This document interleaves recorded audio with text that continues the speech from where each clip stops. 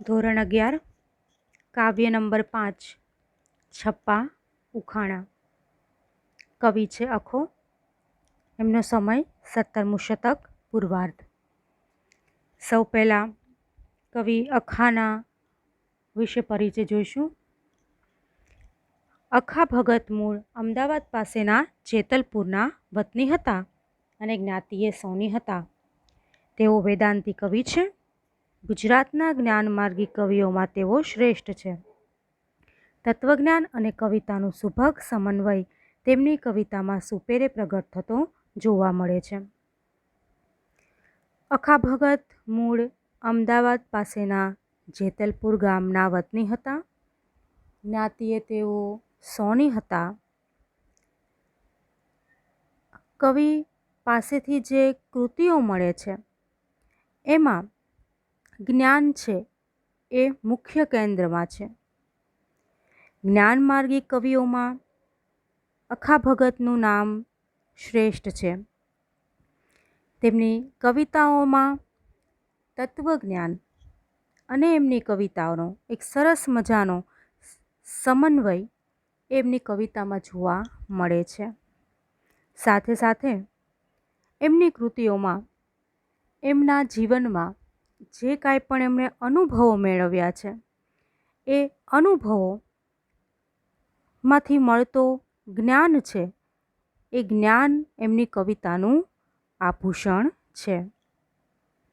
જીવનમાં એક પછી એક થયેલા સ્વજનોના મૃત્યુ, ધર્મની બહેન જમનાએ સોનાના હાર સંબંધી ઉઠાવેલી શંકા તેમજ ટંકશાળના ઉપરી તરીકે હલકી ધાતુ ભેળવવા અંગે તેમની પર આવી પડેલા આળને કારણે તેઓ એકાંતપ્રિય, ગંભીર અને વૈરાગી થઈ ગયા હતા. અખા ભગતના જીવનમાં એક પછી એક એવી ઘટના બની જેને કારણે એના જીવન પર અસર થઈ, જેમાં એમના જીવનમાં એક પછી એક એના સ્વજનોના જે મૃત્યુ નીપજે છે. સાથે સાથે એમણે ધર્મની માનેલી બહેન જમનાએ સોનાના હાર સંબંધી કવિ પર જે શંકા ઉઠાવી હતી તે અને એ જે ટંકશાળમાં કામ કરતા હતા, જે ઉપરી તરીકે કાર્ય કરતા હતા, તેમાં હલકી ધાતુ ભેળવવા અંગે તેમના પર જે આરોપ મૂકવામાં આવ્યો એના કારણે અખો એકાંતપ્રિય, ગંભીર અને વૈરાગી થઈ ગયા હતા. આટલા બધા એક પછી એક ઘટના જીવનમાં બની. અનેક સ્વજનો મૃત્યુ પામ્યા. એક ધર્મની માનેલી બહેને જમનાએ એમને સોનાના હાર સંબંધી એના પર શંકા પ્રગટ કરી અને ટંકશાળમાં ઉપરી તરીકે જ્યારે કાર્ય કરતા હતા ત્યારે તેમના પર હલકી ધાતુ ભેળવવા અંગે તેમના પર જે આરોપ મૂકવામાં આવ્યો તેના કારણે કવિના જીવનમાં ખૂબ મોટી અસર થઈ, જેને લીધે તે એકાંતપ્રિય થઈ ગયા, ગંભીર બની ગયા અને વૈરાગી થઈ ગયા. જીવન એ જીવવાની રીત એની છે એ બદલાઈ જાય છે. પંચીકરણ, ગુરુ શિષ્ય સંવાદ, અનુભવ બિંદુ તેમજ અખે ગીતા તેમની નોંધપાત્ર રચનાઓ છે. કવિ પાસેથી પંચીકરણ, ગુરુ શિષ્ય સંવાદ, અનુભવ બિંદુ અને અખે ગીતા એમની આવી રચનાઓ એમની પાસેથી મળે છે. જો કે એમના છપ્પાઓને કારણે તેઓ વિશેષ જાણીતા અને લોકપ્રિય છે. એની પાસે નોંધપાત્ર રચનાઓ મળે છે પણ એમના જે છપ્પા છે એ છપ્પાઓને કારણે કવિ અખા ભગત એ વધારે જાણીતા અને લોકપ્રિય બન્યા છે. સામાજિક દૂષણો, પાખંડ, ઢોંગ, રૂઢિચુસ્તતા, કર્મકાંડ, દેહદમન, આચાર જડતા, સાંપ્રદાયિક જડતા અને પાખંડી ગુરુઓ સામે અખાએ તીખા પ્રહારો, કટાક્ષો કર્યા છે.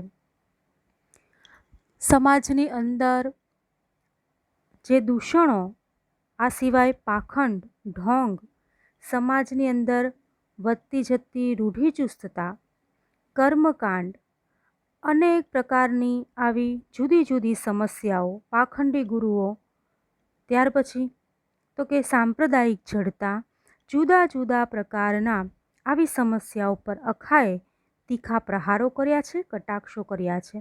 એમની કૃતિઓમાં આ સમાજની જે ખોટી માન્યતા છે, જે ખરાબ બાબતો છે, એના પર એમણે શબ્દ દ્વારા તીખા પ્રહારો અને કટાક્ષો કરેલા છે. દૂષણો પ્રતિ શબ્દ બાણ છોડતા એમની ભાષા અર્થધન અને ઓજસ્વી લાગે છે. દૂષણો પ્રતિ શબ્દ બાણ છોડતા, જે સમાજની અંદર દૂષણો વ્યાપેલા છે, ખોટી અંધશ્રદ્ધા વ્યાપેલી છે, એના પર એના અહીંયા શબ્દરૂપી બાણ જોવા મળે છે. શબ્દો દ્વારા એમણે જે લખાણ આપ્યું છે તેમાં એમની ભાષામાં એક પ્રભાવશાળી ભાષા એ જોવા મળે છે. છપ્પા દ્વારા સામર્થ્ય અને ગૌરવ પ્રગટ કરતી તેમની ભાષાને કારણે અખાનું સ્થાન સાહિત્યમાં હંમેશા માટે મોખરે રહેશે. અખાના છપ્પા છે એમાં એક એમની ભાષા જે જોવા મળે છે એ ગૌરવ પ્રગટ કરતી ભાષા છે. આ સિવાય તો કે યોગ્ય સામર્થ્ય ધરાવતી ભાષા છે, જેને કારણે અખાનું સ્થાન એ સાહિત્યમાં હંમેશા સૌથી ઉપર રહેશે. હવે અહીંયા છપ્પાનો પરિચય જોઈએ તો છપ્પા એ 6 ચરણ ધરાવતો કાવ્ય પ્રકાર છે. આપણા પાઠ્યપુસ્તકમાં અહીંયા 2 છપ્પા આપવામાં આવ્યા છે. આ છપ્પાઓ એ 6 ચરણ ધરાવતો કાવ્ય પ્રકાર છે. અખાએ મોટે ભાગે છપ્પામાં ચોપાઈ છંદનો ઉપયોગ કર્યો છે. અખાના મોટા ભાગના છપ્પામાં ચોપાઈ છંદનો ઉપયોગ થયેલો છે. મધ્યકાળ તેમજ અર્વાચીન કાળમાં કટાક્ષ અને સદાચાર બોધ માટે છપ્પાનો ઉપયોગ થયો છે. મધ્યકાલીન સમય અને અર્વાચીન સમયમાં છપ્પામાં કટાક્ષ જોવા મળે છે, સાથે સાથે સારા વિચાર જોવા મળે છે અને કંઈક બોધ પણ પ્રાપ્ત થાય છે. તો આ માટે છપ્પાનો ઉપયોગ કરવામાં આવ્યો છે. પહેલા છપ્પામાં અનુભવ જ્ઞાનનો મહિમા કરવામાં આવ્યો છે.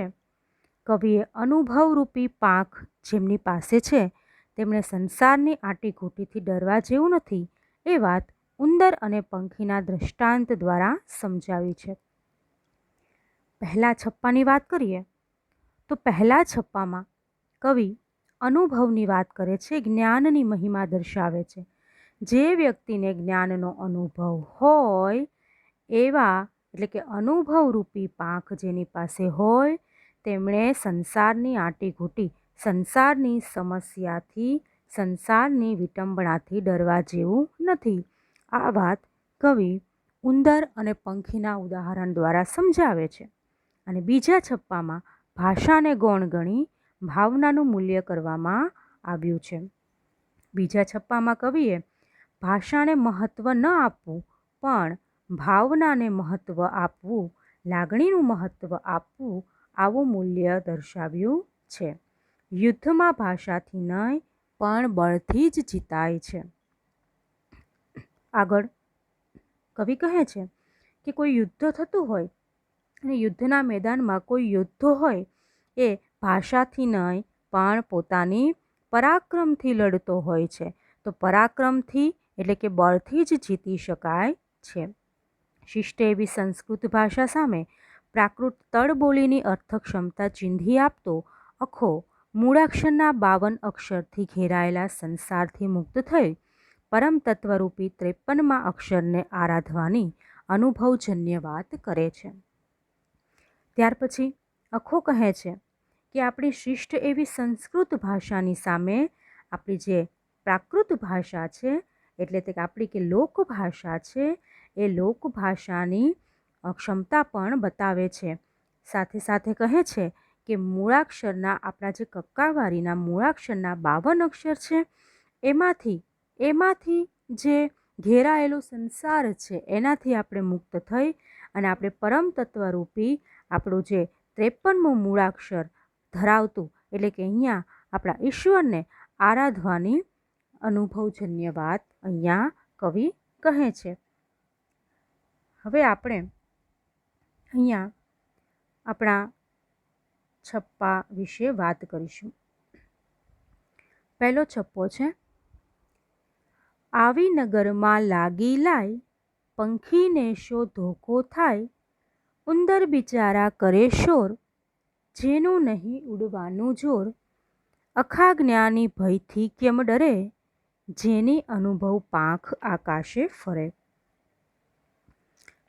પહેલી પંક્તિની જે વાત કરી છે, સૌથી પહેલાં આપણે આ છપ્પામાં શું વાત કરવામાં આવી છે એ જોઈએ. અહીંયા એક જ્ઞાનના અનુભવની વાત કવિ કરે છે. કવિ કહે છે કે જો નગરમાં અચાનક આગ લાગી જાય તો પંખીને કંઈ ફરિયાદ નથી, પંખીને કંઈ ચિંતા નથી. શું કામ?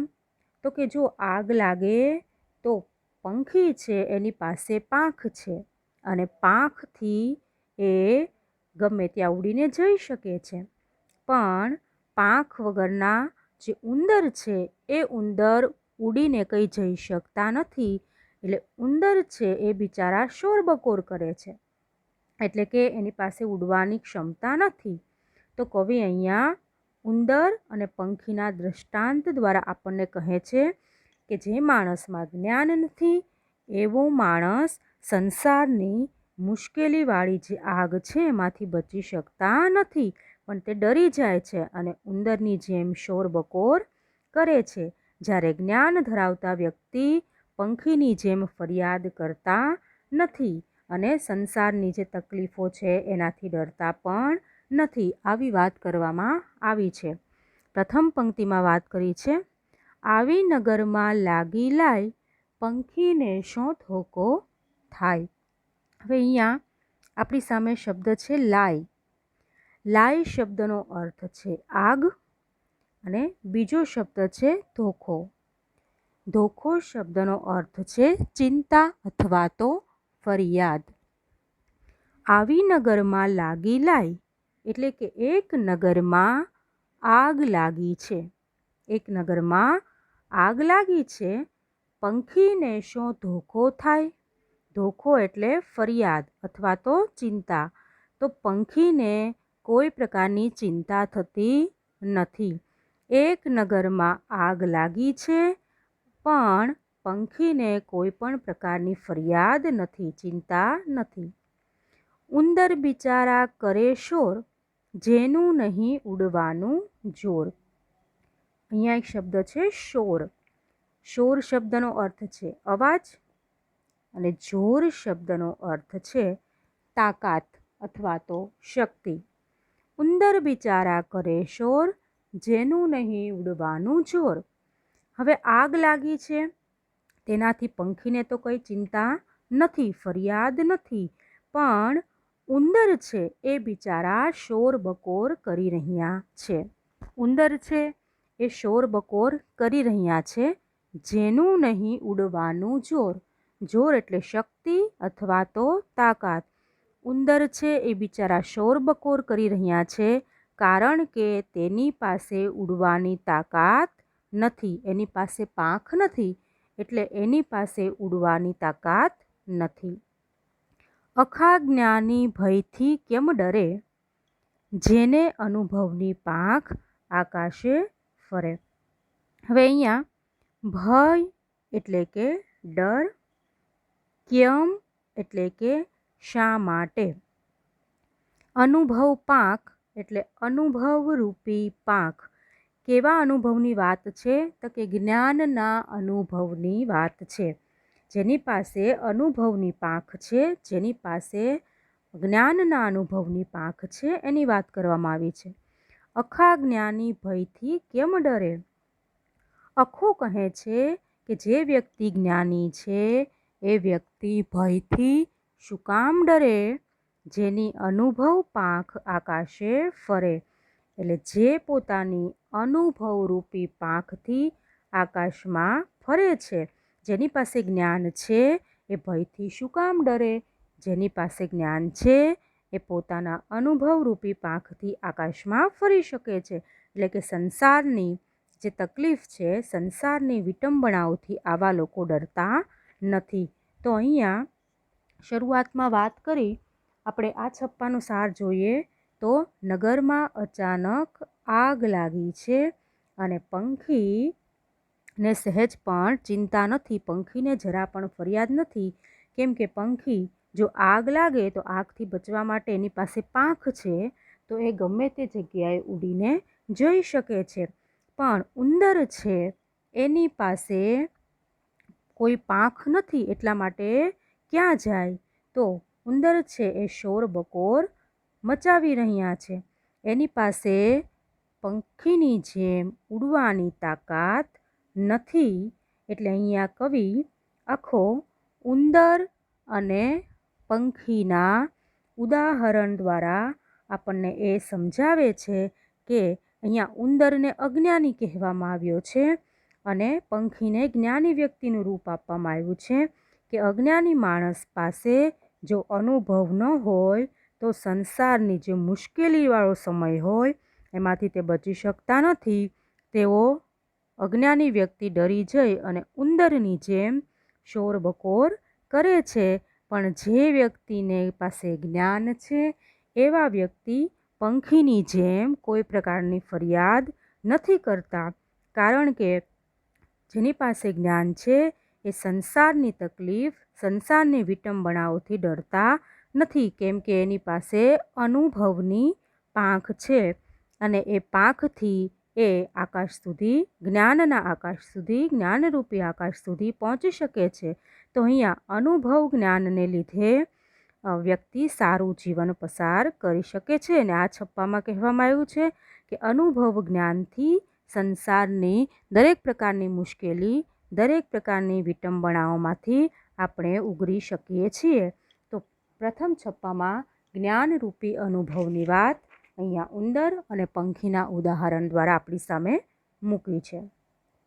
ત્યાર પછી છે છપ્પા નંબર 2, ભાષાનો શું વળગે ભૂર, જે રણમાં જીતે તે શૂર, સંસ્કૃત બોલ્યે શું થયું, કોઈ પ્રાકૃતમાંથી નાસી ગયું, 52નો સઘળો વિસ્તાર, અખા 53મો જાણે પાર. હવે અહીંયા પહેલી પંક્તિમાં કીધું છે ભાષાને શું વળગે ભૂર. ભૂર શબ્દનો અર્થ અહીંયા છે મૂર્ખ અથવા તો ગમાર. તો ભાષાને શું વળગે ભૂર, આ છપ્પામાં અખો એવી વાત કરે છે કે ભાષાનું આટલું બધું મહત્ત્વ હોતું નથી. કે ભૂર એટલે મૂર્ખ, મૂર્ખ ભાષા શું કામની છે, જે રણમાં જીતે તે શૂર. જે વ્યક્તિ રણમાં જીતે તે વ્યક્તિ શૂર, શૂર એટલે પરાક્રમી. ભાષાને શું કામ છે, ભાષા શું કામની છે મૂર્ખ, જે વ્યક્તિ રણમાં જીતે તે પરાક્રમી છે, તે શૂરવીર છે. સંસ્કૃત બોલ્યે શું થયું, કોઈ પ્રાકૃતમાંથી નાસી ગયું. અહીંયા કવિ કહે છે કે સંસ્કૃત બોલ્યે શું થયું, આગળ કીધું કે ભાષા શું કામની છે, જે રણમાં, જે જ્યારે યુદ્ધભૂમિનો સમય હોય, યુદ્ધમાં લડવાનો સમય હોય, યુદ્ધના મેદાનનો સમય હોય, એ સમયે કોઈ યોદ્ધો છે એ જો એમાં જીતે તો જ એ શૂરવીર કહેવાય.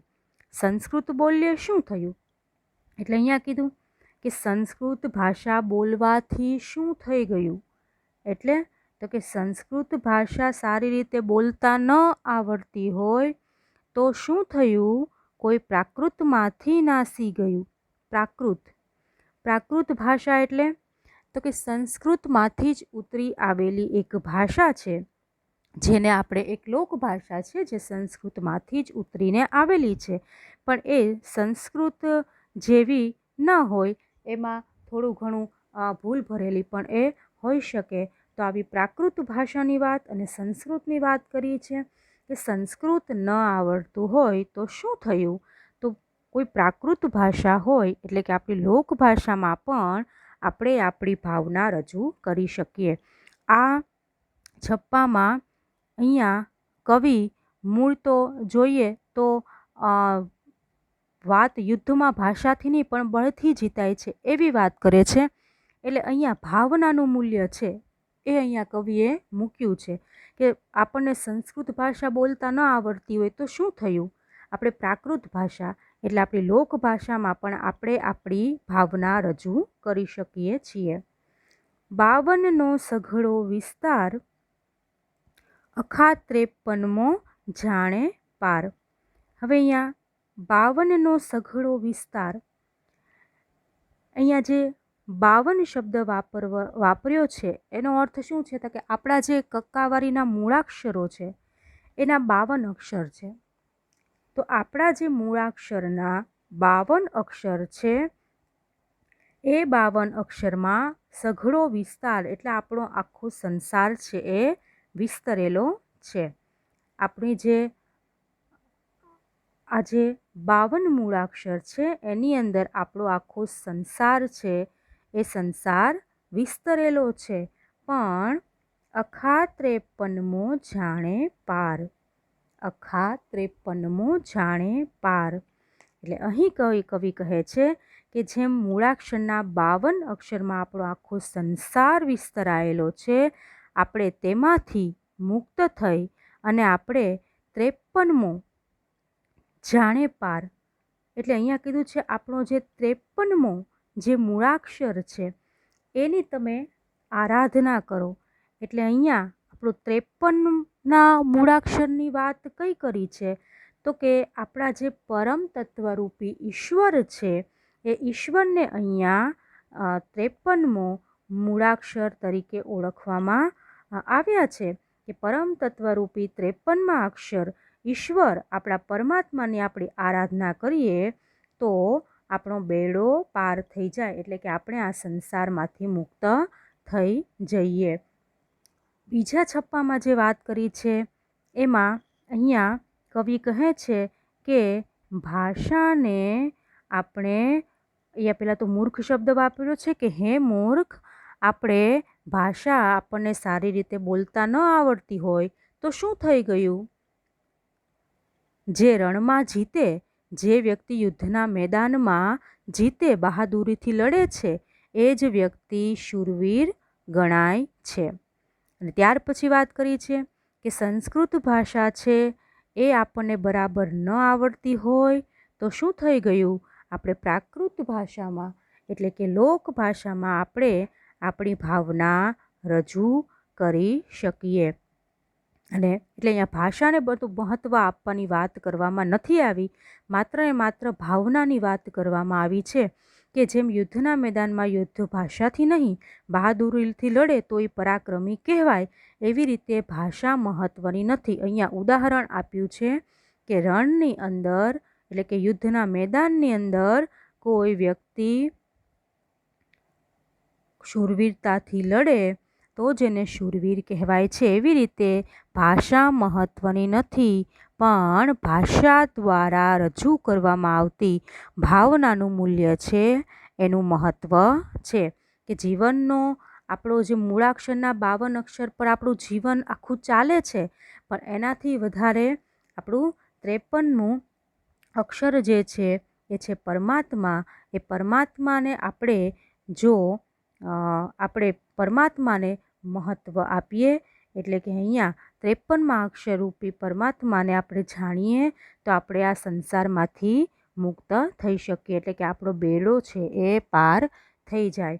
તો અહીંયા પહેલા છપ્પામાં એક પંખી અને ઉંદરની વાત કરી અને જ્ઞાનરૂપી અનુભવની વાત અહીંયા આપણી સામે કવિ મૂકે છે. અને બીજા છપ્પાની અંદર અહીંયા ભાષાને મહત્ત્વ નહીં એટલે કે જે એક શૂરવીર યોદ્ધાનું ઉદાહરણ આપી અને કવિ અહીંયા વાત કરે છે કે જીવનનો સઘળો સંસાર જેવી રીતે મૂળાક્ષરના 52 અક્ષર પર ચાલે છે, પણ એનાથી વધારે 53માં અક્ષરરૂપી જે પરમ તત્વ ઈશ્વર પરમાત્મા છે એને આપણે જાણીએ તો આપણે આ સંસારમાંથી મુક્ત થઈ અને આપણો બેડો પાર થઈ શકે. તો અહીંયા ભાવનાનું વાત કેન્દ્રમાં કવિએ મૂકી છે. તો છપ્પા 1 અને છપ્પા 2ની વાત આજે આપણે કરી અને હવે પછીના લેક્ચરમાં આપણે અહીંયા જે એની પછી 2 ઉખાણા આપેલા છે એની વાત કરીશું. જે બે ઉખાણ આપ્યા છે અને એનો જે કવિ પરિચય છે એની વાત આપણે હવે પછીના પીરિયડમાં કરીશું.